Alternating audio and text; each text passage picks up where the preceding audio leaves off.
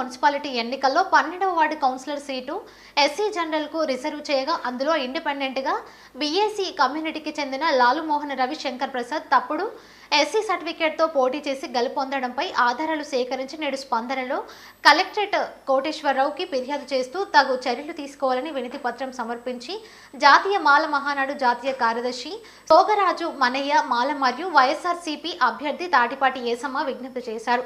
అంతేకాకుండా లాలు మోహన్ రవి శంకర్ ప్రసాద్ వారు చిన్నటేకూరు హైస్కూల్లో విద్యాభ్యాసం చేసినట్టు ఇతర ట్రాన్స్ఫర్ సర్టిఫికేట్ ను ట్యాంపరింగ్ చేయించి తన పేరున ట్రాన్స్ఫర్ సర్టిఫికేట్ సృష్టించి దానిని ఆధారం చేసుకొని నందికొట్కూరు ప్రభుత్వ హైస్కూల్లో చదివిన ట్రాన్స్ఫర్ సర్టిఫికేట్ ను సృష్టించారని మండల మెజిస్ట్రేట్ నందికొట్కూరు వారు లాలు మోహన్ రవి శంకర్ ప్రసాద్ వారికి ఎస్సీ మాల కమ్యూనిటీ కుల ధృవీకరణ పత్రం వీటిని ఆధారం చేసుకుని ఇచ్చారు. సదరు రికార్డుపై విచారణ చేపట్టాలని విజ్ఞప్తి చేశారు.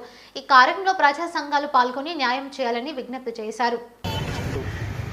మీడియా ముందుకు రావడానికి ముఖ్య కారణం నంద్యాల జిల్లా నందికొట్కూరు టౌన్లోని 12వ వార్డులో 2021 సంవత్సరం మార్చి 10వ తారీఖున జరిగిన మున్సిపాలిటీ ఎన్నికల్లో 12వ వార్డు ఎస్సీ రిజర్వ్డ్ కాగా మరి బీసీఏ మంగళ కులానికి చెందిన లాల్ మోహన్ రవిశంకర్ ప్రసాద్ అనే వ్యక్తి ఎస్సీ సర్టిఫికెట్ను పుట్టించి గెలవడం జరిగింది.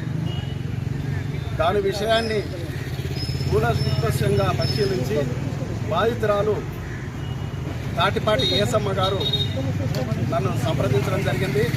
అందులో భాగంగా ఈరోజు కర్నూలు జిల్లా కలెక్టర్ గారిని కలిసి వినతి పత్రాన్ని ఇప్పించి వివరంగా కలెక్టర్ గారికి తెలియజేయడం జరిగింది. కలెక్టర్ గారు డిఆర్ఓ గారు వెంటనే స్పందించి ఈ విషయాన్ని ఎలక్షన్ కమిషన్ దృష్టికి తీసుకువెళ్తామని, బాధితురాలు ఏసమ్మకు తాటిపాటి ఏసమ్మకు న్యాయం చేస్తామని మాకు హామీ ఇవ్వడం జరిగింది. మేము ఈనాడు జాతీయ మాల మహానాడు తరఫున మేము తెలియజేసేదేమంటే నేటి పాలక వ్యవస్థలో ఎస్సీ రిజర్వేషన్లను అడ్డదారిలో బీసీలు అగ్రకులాలు ఉపయోగించుకుంటుంటే నేటి పాలక వ్యవస్థ నిమ్మకు నీరెత్తినట్లుగా వ్యవహరించడం సమంజసం కాదని రాష్ట్ర ప్రభుత్వము ఇలాంటి దొంగ సర్టిఫికెట్ల మీద ఎన్నికైనట్టు వారిపైన కఠినమైన చర్యలు తీసుకోవాలని జాతీయ మాల మహానాడు తరఫున ఆంధ్రప్రదేశ్ రాష్ట్ర ప్రభుత్వాన్ని మేము డిమాండ్ చేస్తున్నాం. లేని పక్షంలో ఈ యొక్క విషయాన్ని రాష్ట్ర వ్యాప్తంగా ఉధృతం చేస్తామని నేటి పాలక వ్యవస్థలకు మేము తెలియజేస్తున్నాం. ఎంతకాలం ఈ ఎస్సీ రిజర్వేషన్లను కోల్పోయి ఆ దోపిడీలకు గురి కావాలని ఈనాడు మేము జాతీయ మాల మహానాడు తరఫు తెలియజేస్తున్నాం.